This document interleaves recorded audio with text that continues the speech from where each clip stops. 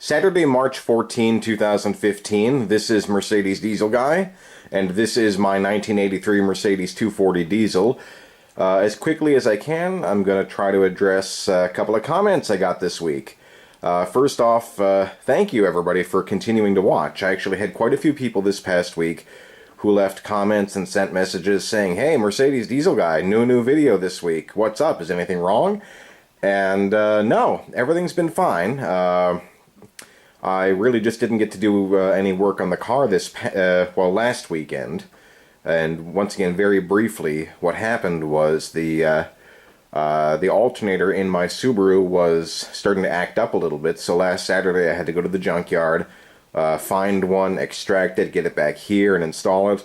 The new one may or may not be any better than the one I replaced, so time will tell on that.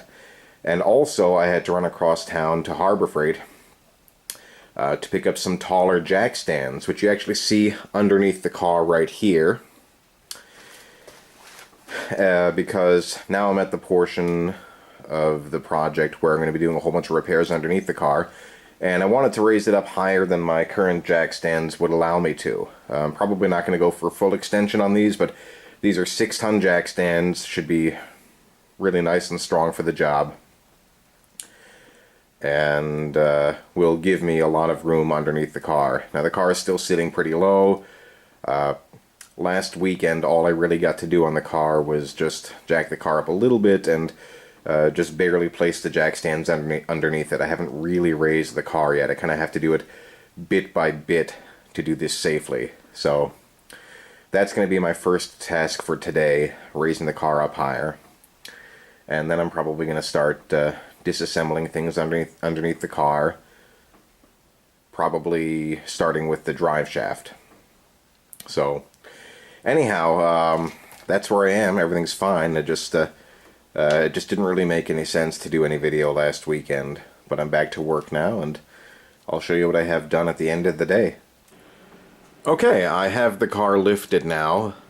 I have the 4 6-ton jack stands under 4 different corners, and the car is much higher off the ground than it was before. Now you can see an orange jack stand here and a smaller black one there. They're not supporting anything. I just had them under the car, once again also on the other side, just for safety while I was raising the car bit by bit. Just in case something slipped, I wanted something else under there to support and catch the car. So what I'm going to do now is take a look at the repair information and probably start taking out the drive shaft, because the drive shaft kind of has to be out for pretty much anything I'm going to be doing in terms of with respect to replacing the clutch and the rear suspension work I'm going to be doing. So I'm going to get to work now, and I'll update you at the end of the day. Okay, this is my stopping point for the day. I swept out from underneath the car, which actually did take a while. There were piles of dirt underneath there. And then what I wanted to do was to start removing the drive shaft. The first step in my instructions say to loosen the clamping nut in the center, which holds the front of the drive shaft to the rear of the drive shaft.